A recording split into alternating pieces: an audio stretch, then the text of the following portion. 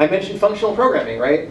Here's another technique that you learn that some people are very dogmatic about. You should use functional programming, right? Side effects are bad. If you go on Hacker News right now, everyone wants to talk about Haskell. It's a cool new language. Haskell's the new thing.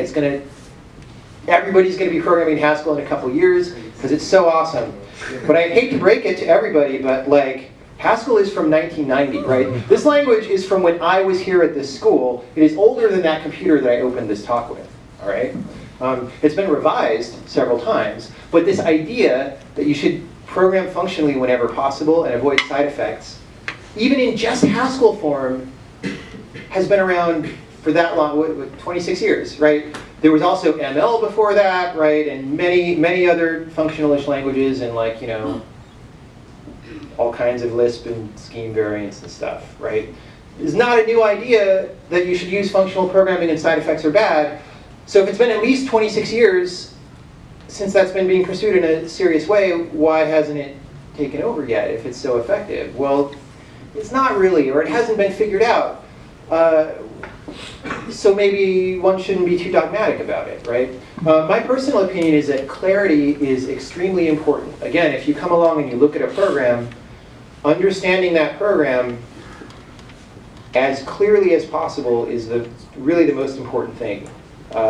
Because confusion is just what makes bugs. All kinds of bugs of all kinds of situations, right?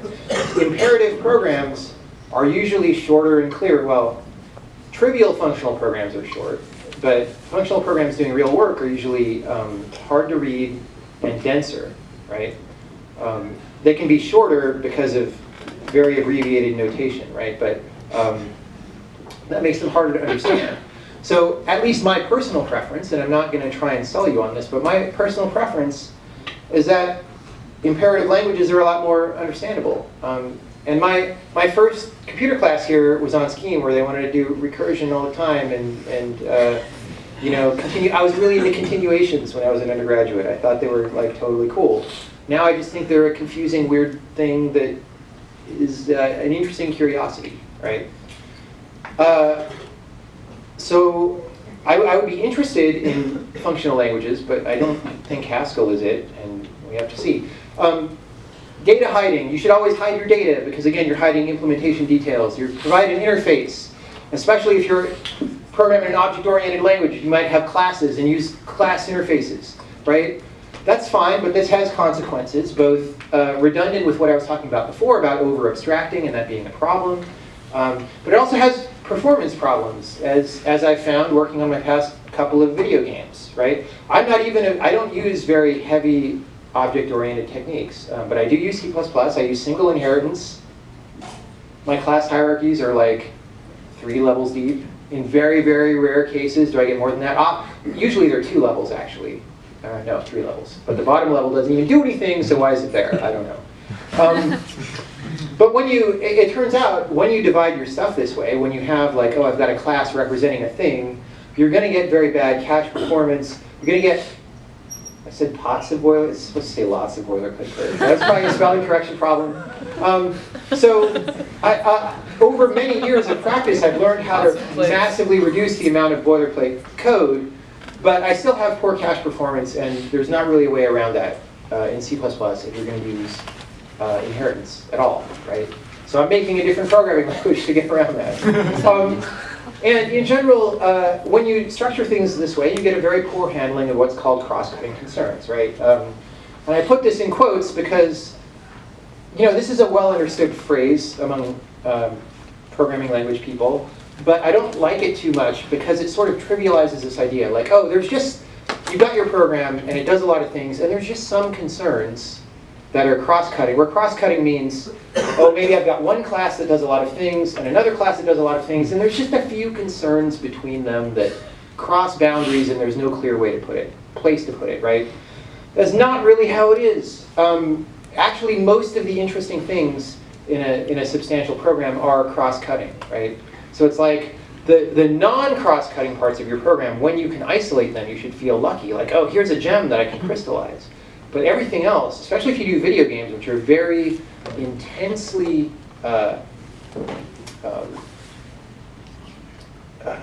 they're simulations, so everything affects everything else, and every system wants to know about every other system, right? They're very intertwined and interconnected. And so almost everything we do cross-cuts with almost everything else we do, especially when you care about performance. Again, for C++ programmers, there's this thing called RAII. Oh, by the way, so all of these things that I'm saying are also things where, one sort of field of programming language people or religious sect will say, yes, this is a very important idea, you should structure your program around this. And somebody else will say, no, that's completely bananas, that's obviously wrong, right?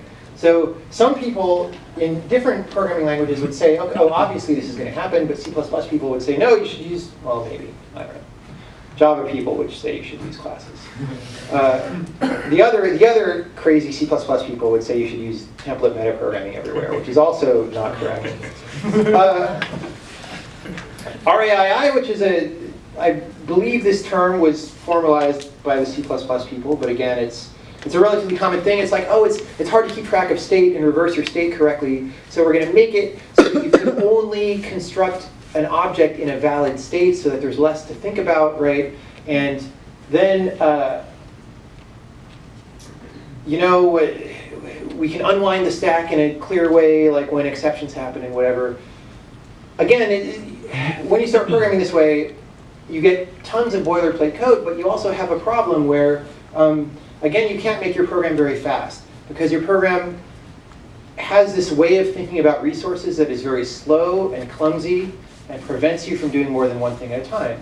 And if you start doing more than one thing at a time, which you do any time that you're making a program fast, this just completely falls apart. Exceptions, which I just mentioned, right, are crazy. I think they're the worst idea in computers, and there's a lot of bad ideas. The reason exceptions exist, I mean, there's sort of two different kinds of exceptions, and here I'm talking about the there's a certain kind of exception where it's like, oh man, the computer's broken or something, and the program didn't execute, right? Or your spacecraft is going, and there's like 3 chips computing things, and they're supposed to all agree, and eventually one of them doesn't agree because a cosmic ray hit it or something, right? I'm not talking about that kind of exception. The kind of exception that's a bad idea is this convenience thing where it's like, oh, I'm writing a sound library and somebody wants to play a sound, so I'm trying to load it and I couldn't open the file, so I'm going to throw because I couldn't open the file, right? That's crazy, because what you're supposed to be able to buy from that is like, oh, it's a little bit better way of reporting errors, right? You don't have to like pass error information redundantly up many levels of glue code. Why do you have that many levels of glue code? You shouldn't, right? But if you do, you don't have to do that. You can just sort of go directly to jail, right? Do not pass go. The problem is, once you make that choice that that's in your language, then you either have to make, assuming it's a strongly typed language. If it's not, you shouldn't be using it anyway.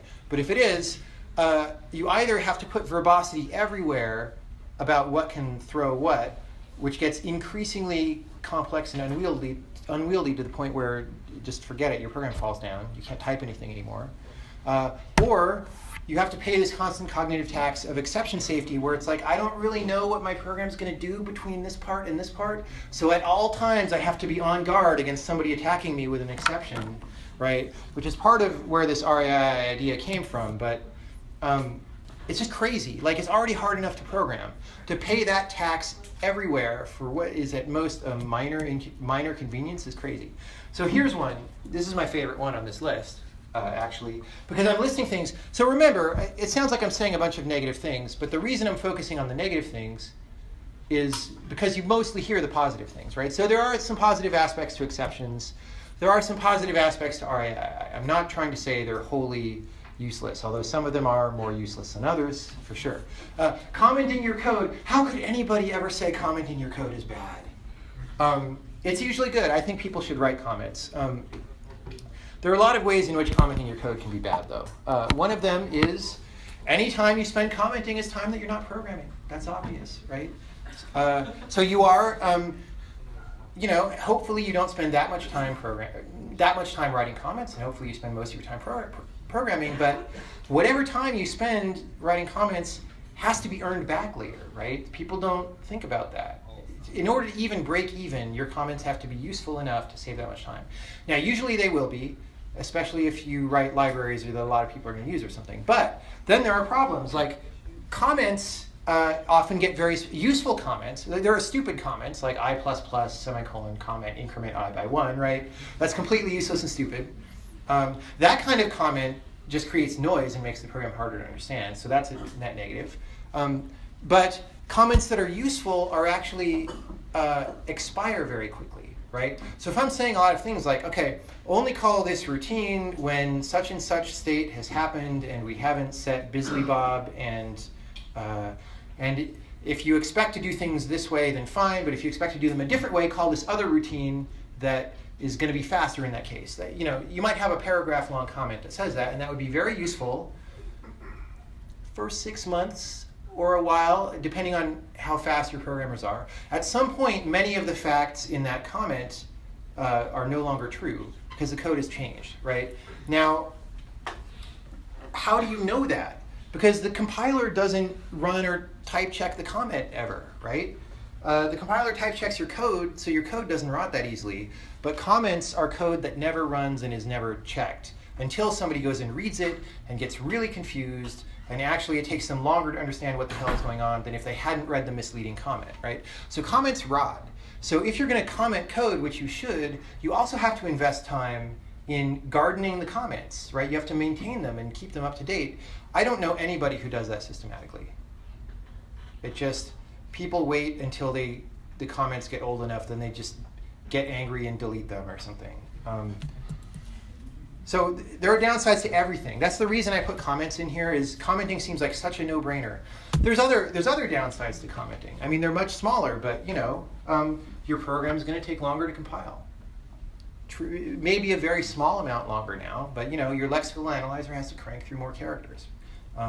If you're in a terrible language like C++, it might have to, in the comments in a header file, you might end up hitting that comment 50 or 100 times when you try to compile. It's still kind of trivial, but you shouldn't, if you're actually doing a cost-benefit analysis of any of these techniques, you don't want to ignore anything. But you may look at that and say, okay, I don't care, I'm willing to pay that cost. But you need to look. In general,